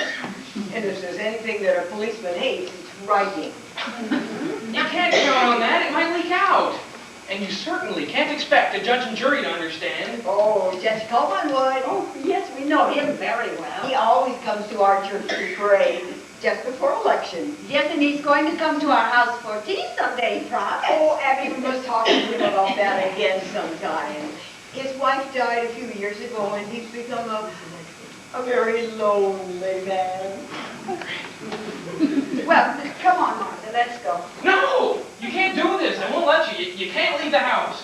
And you certainly cannot have Judge Coleman to tea. Well, if you are going to do something, we are. I am going to do something. Look, we may have to call the police in later. But before we do, I want to be ready for it. But we have to get Jonathan out of the house. And Mr. Spinalzo, too. Will you please let me do this my own way? I need to speak with Teddy. All right, but if they're not out of here by morning, we are going to call the police. They will be out of here, I promise you that. Now go to bed, both of you. Get out of those clothes. You look like Judith Anderson. Oh, well. That's a relief, isn't it, Abby? Well, if Mortimer's really going to do something about it, then Jonathan's going to a lot of unnecessary trouble, I never tell him. Jonathan, you better stop what you're doing and... It's all done. Well, it will only have to be undone, because all of you are going to be out of this house by morning, Mortimer promised. Oh, we are we? Well, then you two ladies can just run upstairs and have a pleasant night's sleep. Come on, Abby. All right. Good night, Eddies. No, Jonathan, not good night. Goodbye. You are going to be out of this house and take Mr. Spinalzo with you. Mortimer's promise. And he knows how to do it, too. Then Mortimer's back. Yes, he's up talking to Teddy. Goodbye, Jonathan. Bye, Jonathan. Well, perhaps you'd better say goodbye to Mortimer. Oh, you'll see, Mortimer. Yes, I'll see Mortimer. Well, Johnny, that's all fixed up, smooth like a lake. Nobody'd ever know we were there. That bed has been good already. You're The forgetting. 8 hours we haven't slept yet. So, Yep, you're forgetting, Doctor. My brother Mortimer. tonight, Johnny, no, we do that tomorrow or the next day. We go up to bed. Doctor, we operate tomorrow, but we do Mortimer tonight. Johnny, I'm tired. No, we go on up to bed. Doctor, look at me. You can see this is going to be done, can't you? Yes, I see. I know that look. It's a little bit late to dissolve our partnership. All right, Johnny, but look, we do it the quick way, the quick twist, like in London. No, Doctor, no. This requires something special. I think... Yes, the Melbourne method. Melbourne? No, Johnny! No, not Melbourne! No, Johnny, no! 2 hours! 2 hours of what? The fellow in London, he was just as dead as the fellow in Melbourne! We had to work too fast in London. There was no sense of aesthetic satisfaction.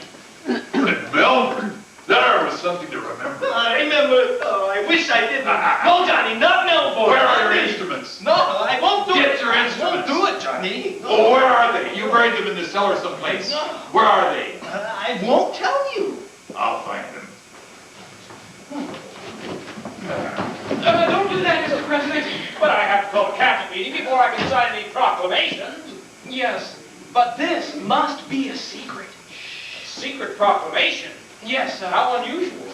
Japan mustn't know until it's signed. Japan? Huh, I'll sign it right away. You have my word on it. I can let the cabinet know later. Yes, let's go and sign it. No. You wait here. A secret proclamation must be signed in secret. But at once, Mr. President. I have to put on my signing clothes. You go now, huh? You go. No, Doctor, I'm waiting for something important. Please, you go now. You know, Dr. Einstein, I have nothing against you personally. You seem like a nice fellow. So take my advice. Get out of this house and get just as far away as possible. Trouble, yeah, you get out. Don't say I didn't warn you. I'm warning you. Get out quick. Things are gonna start popping up around here any minute. Listen, Johnny, he's in a bad mood. When he gets like this, he's a madman. Things happen, terrible things. Jonathan doesn't bother me now. Don't these plays you see teach you anything at all?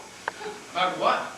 At least the people in these plays, they act like they got sense. Well, that's more than you do. You think so, do you? You think people in plays act intelligently? I wish you had to sit through some of the ones I've had to sit through. Take the little opus I saw tonight, for instance. In this play, there's a man. He's supposed to be bright. He knows he's in a house with murderers. He ought to know he's in danger. He's even been warned to get out of the house. Does he go? No. No, he stays there. Now I ask you, Doctor, is this what an intelligent person would do? You're asking me. They didn't even have sense enough to be frightened, to be on guard. For instance, the murderer invited him to sit down. You mean, won't you sit down? Yeah, believe it or not, that one was in there too. So what did he do? He sat down. Now, mind you, this fella's supposed to be bright. So there he sits, just waiting to be trussed up. And what do you think they used to tie him up with? What? A curtain cord. Well, good idea, huh? Why not? Very convenient, huh? A little too convenient. I mean, when are playwrights going to start using some imagination? The curtain cord? Didn't they see him get it? See him? He just sat there with his back to him the whole time. Now, this is the kind of stuff we have to sit through night after night. And they say the critics are killing the theater. It's the playwrights that are killing the theater. So there he sits, the big dude, this fellow that's supposed to be bright, just waiting to be trussed up and gagged.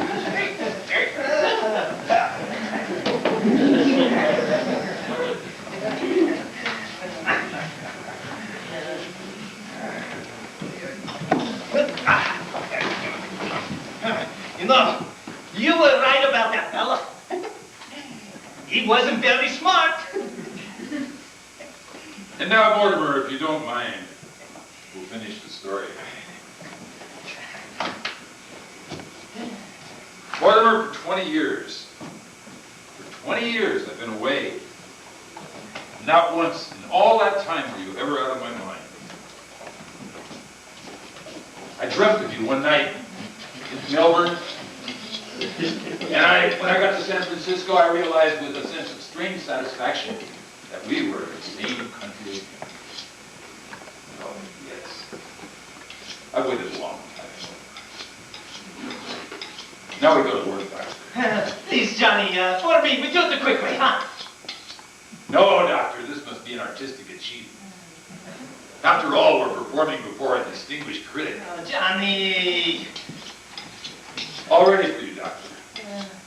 But I gotta have a drink first. I can't do this without a drink. Pull yourself together, Doctor. Listen, we need a drink. When we came in here, we saw some wine. Where did she put it? Hey, look, Johnny. We got a drink. Listen, you need a drink too. We gotta have a drink first. We split this, huh?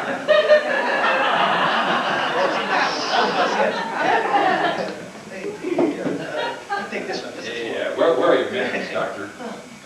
Mortimer, I realize now it was you who brought me back to Brooklyn. To my dear dead brother.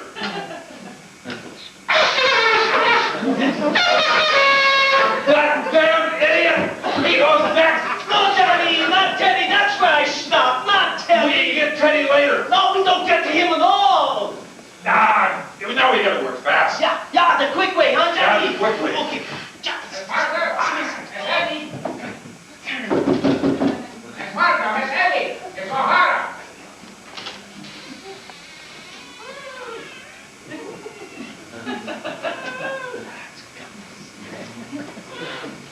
Hey! The colonel's gonna have to quit blowing that horn! It won't happen again, officer. We've taken it away from him. There's going to be hell to pay in the morning. We promised the neighbors we wouldn't do that anymore. I tell you, it won't happen again. Good night, officer. I'd better speak with him myself. What are the nights?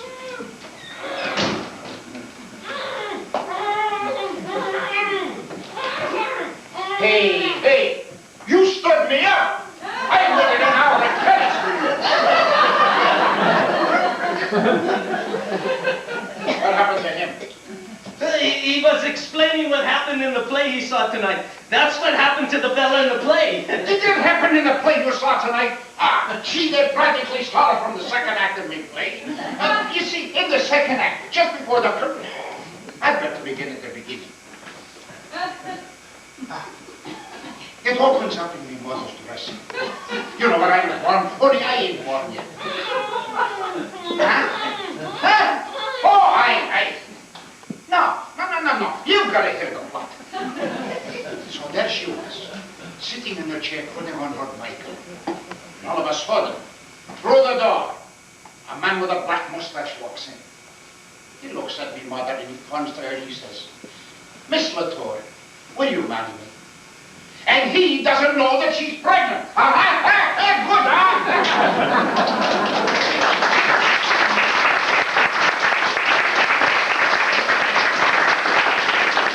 And there she was, lying across the table unconscious. She was in her lingerie.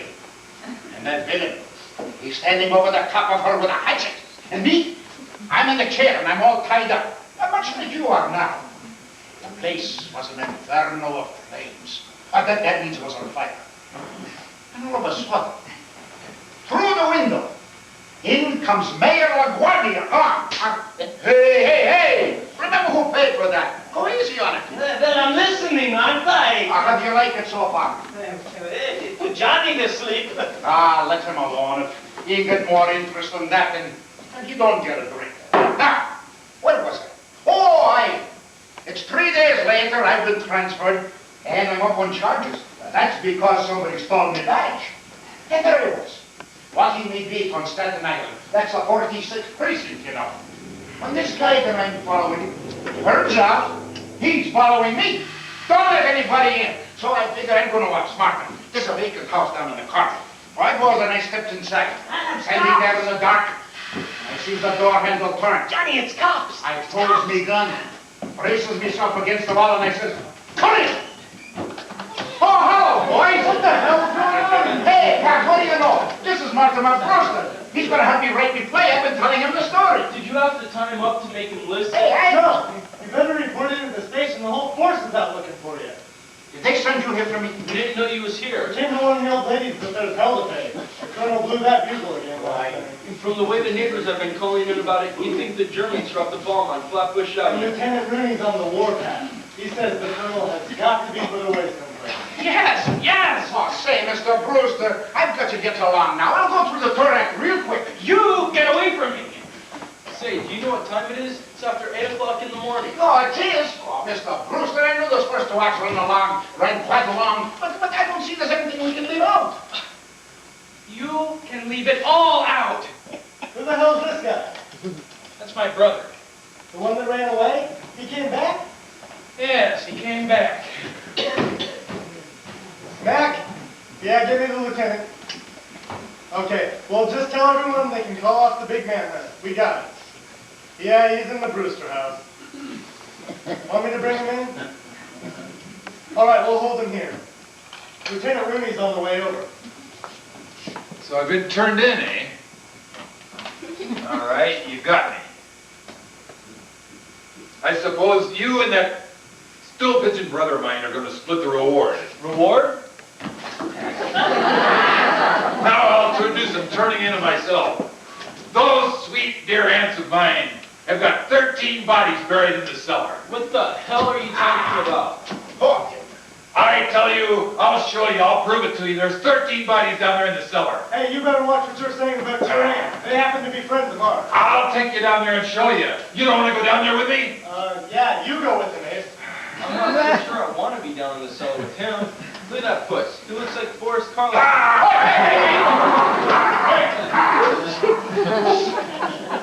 What do you know about that? come in! What the hell are you men doing here? I told you I was going to handle this. Well, sir, sir. We was just about to... What happened? Did he put up a fight? No, sir. This isn't the fellow that blows the bugle. It's his brother. He tried to kill Klein. Well, when you get him up, I'll take a look at him. We kind of think he's wanted somewhere. Oh, you kind of think he's wanted somewhere. Well, if you guys are not going to read the bulletins we put up in the station, at least you could read True Detective. Certainly he's wanted in Indiana. He escaped from a prison for the criminal insane. He's a lifer. But God, he looks just like they described him. He really does look like Karloff. Is there a reward mentioned? Yeah, I'm claiming it. He tried to get us into the cellar. He said there were 13 bodies buried down there. 13 bodies buried in the cellar. Yeah. And that didn't tip you off? He came out of a nut house? You know, I thought all along the man talked crazy. Oh, it's Shakespeare. And where have you been all night? I've been here, sir. I've been writing a play with Martin Brewster. Well, you're going to have plenty of time to write that play. You're suspended. Now get back to the station and report in. Yes, sir. I'll see you at the station. Say, would it be all right if I come down to the station and use the typewriter or something? No, now get out of here. You take that guy in here and bring him to. And see what you can find out about his accomplice. That guy that helped him escape. He's wanted too. No wonder things are in such bad shape in Brooklyn with the police department full of flatheads like you. Do you believe anybody would fall for that kind of a story?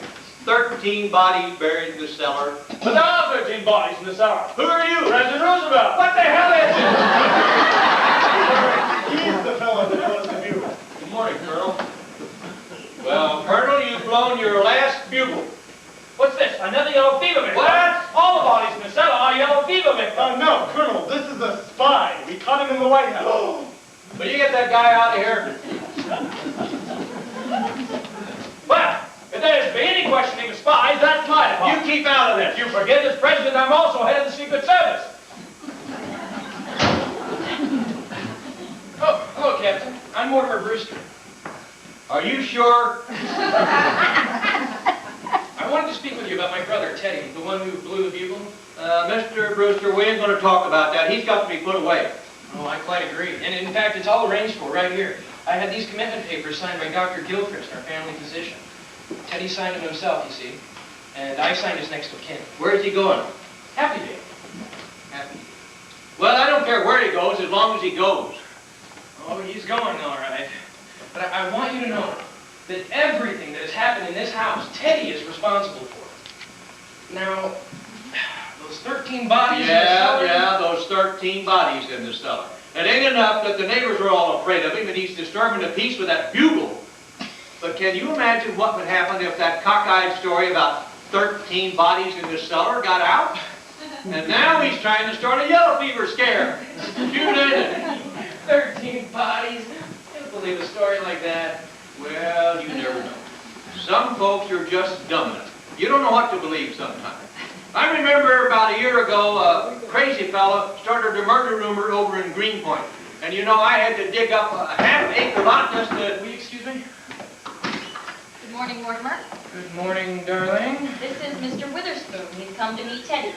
Meet Teddy. Mr. Witherspoon's the superintendent of Happydale. Oh, do come in. I apologize for my dress. I'm on my way to the 100th anniversary of the town celebration. Oh, that's all right. This is Captain... Lieutenant Rooney.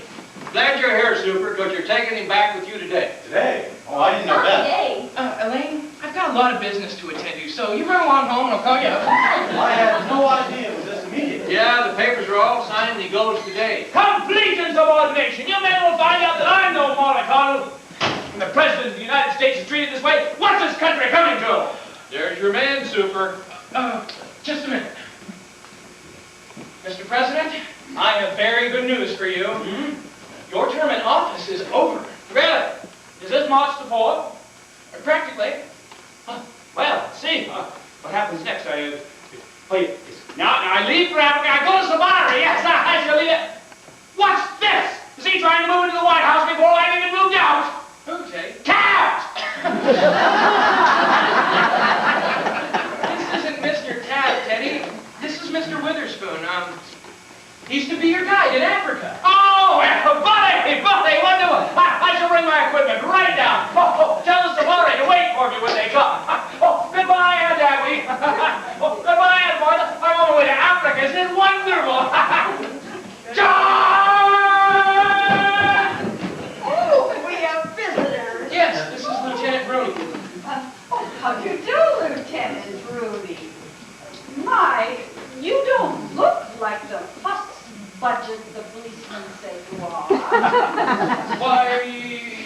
here because, you know, Teddy blew his bugle again last night. Oh, yes, and we're going to talk to him about that. I'm afraid it was a little more serious than that, Miss Brewster. And you haven't met Mr. Witherspoon. He's superintendent of Happydale. Oh, don't you look nice? How'd you do, Mr. Witherspoon? You come to meet Teddy. No, he's come to take him. Aunties, the police want Teddy to go there today. Oh, not while we're alive. I'm sorry, Miss Brewster, but that's the way it has to be. The papers are all signed, and he's going back to the superintendent today. No, we won't permit it. We'll take the bugle away from him. We won't be separated from Teddy. I'm sorry, ladies, but the law's the law. He's committed himself, and he's going today. Well, if he goes, we're going to go too. Right. If you take Teddy, you have to take us with him. Well, why not? Totally out of it. You see, we don't take sane people at Happydale. Mr. Witherspoon, if you would let us live with Teddy, we would see that Happydale was mentioned in our will for a very generous amount. Well, Lord knows we could use the money. No, I'm afraid no. Now, let's be reasonable about this, ladies. For instance, here I am wasting my morning, and I got serious work to do. Why, there's murders to be solved in Brooklyn, you know. Yes. Oh, there are? Yeah, it ain't only his bugle blowing, and the neighbors all afraid of him, but things that just get worse. Sooner or later, we'd be called upon to start digging up your cellar. A cellar? Yes, your nephew's been spreading the story around that you got 13 bodies buried in your cellar. Well, there are 13 bodies. If you think that that's why Teddy has to go away, you just come with us and we'll show you. There's one, there's a Mr. Spinalzo, who shouldn't be there, and he'll have to be taken out, but the rest of them are our gentlemen. I don't think the lieutenant wants to go down to the cellar. You see, he was just telling me that only last year he had to dig up an entire half-acre lot. Isn't that right? That's right. Oh, you wouldn't have to dig in our cellar. All the graves are marked. And we put flowers on them every Sunday. Flowers? Superintendent, don't you think you can make room for these ladies? You come right with us. I'll take your word for it. How about it, Super? Well, they'd have to be committed. Well, Teddy committed himself. Can't they commit themselves? Can't they sign the papers? Certainly. If we could live with Teddy real side. Yes. Where Where are the papers? She's coming around, Lieutenant. Oh, good morning, Mr. Klein. Good morning, Mr. Klein. You're not too. Yeah, Brophy and me have got your other nephew out in the kitchen. Well, sign him up, Super. I want to get this all cleaned up. Sign right here. 13 bodies in this cellar. And you sign right here, Aunt Abby. Oh, I'll be glad to leave here. The neighborhood has changed so. Just imagine a front lawn. Oh, we're overlooking something. What? We're going to need the signature of a doctor. Oh, Dr. Einstein, would you come over here and sign some things? You know, at one time last night, I thought the doctor was going to operate on me. You sign right here, Doctor. Were you leaving, Dr. Einstein? I really must be going. Well, aren't you going to wait for Jonathan? I don't think we're going to the same place. Oh, hello, Lane. Good to see you. Stick around, huh? Hello, Mac. Rooney here. We just captured that fella that's wanted in Indiana. Now, there's a description of his accomplice right there on my desk. Would you read it to me? Okay. About 45, 5'6", 140 pounds, blue eyes, speaks with a foreign accent, and poses as a doctor. Okay, thanks, Mac. Oh, it's quite all right, Lieutenant. The doctor here has completed the signatures. Thanks, Doc. You're doing Brooklyn a great service. You will sign here. Of course, right here.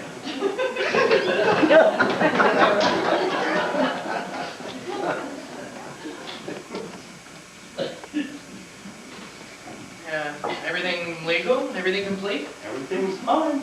Well, aunties, now you're safe. Now, when would you ladies like to go? Well, Mr. Witherspoon, why don't you run upstairs and help Teddy and tell him what he can take and what he has to do? Upstairs? Oh, sure. No, Mortimer, we need to talk to you. Yes, right up at the top of the stairs and then turn to the right. Right there, there's Teddy's room. No, Mortimer, now that we're going away, this house is really yours. We want you to live here. Oh, no, Aunt Abby, I couldn't. This house is too full of, memories. You'll need a home when you and Elaine are married. Oh, now, darlings, that's very indefinite. Oh, it's nothing of the kind. We're going to be married right away. Mortimer, we are very worried about something. Oh, don't worry. You're going to love it at Happy Dale. Oh, we're very happy about the way things are turning out. We just don't want anything to go wrong. Oh, will they investigate those signatures? Oh, don't worry. They're not going to look up Dr. Einstein. Oh, it's not Dr. Einstein, dear, it's yours. You signed it next of kin. Of course, why not? Well, this is something that Abby and I hope we never have to tell you. But, well, you're a man now, and Elaine needs to know this too. You see, dear, you're not really a Brewster. Your mother came to us as a cook, and you were born 3 months later. And she was such a sweet woman and such a good cook that we didn't want to lose her. So brother married her. You mean I'm not really a Brewster? Oh, don't feel badly. And it won't make any difference to Elaine. Elaine, did you hear? Do you understand? I'm a bastard!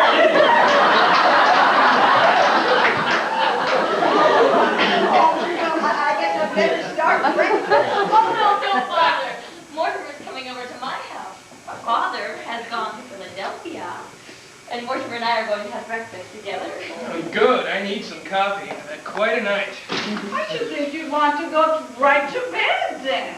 I do.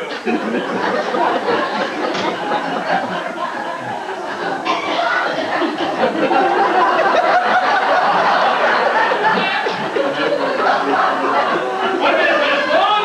Take this video. We won't need the wagon. My car. So you're going away. Yes, he's going back to Indiana. There's some folks back there that want to take care of him for the rest of his life. Oh, Jonathan, isn't that nice? You have some place to go. We're going away too. Yes, we're going to Happy Dale. Well, then this house has seen the last of the Brewsters. Unless Mortimer wants to live here. Well, I have a suggestion to make. Well, why don't you turn this property over to the church? We never thought of that. Well, you should. It should be part of the cemetery. Okay, let's go. Well, goodbye, Annies. I can't better my right now, but neither can you.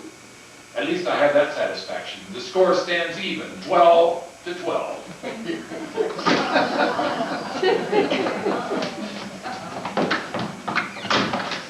Jonathan always was a mean boy. Never could stand to let anybody get ahead of him. Oh, I just wish there was some way that we could show him.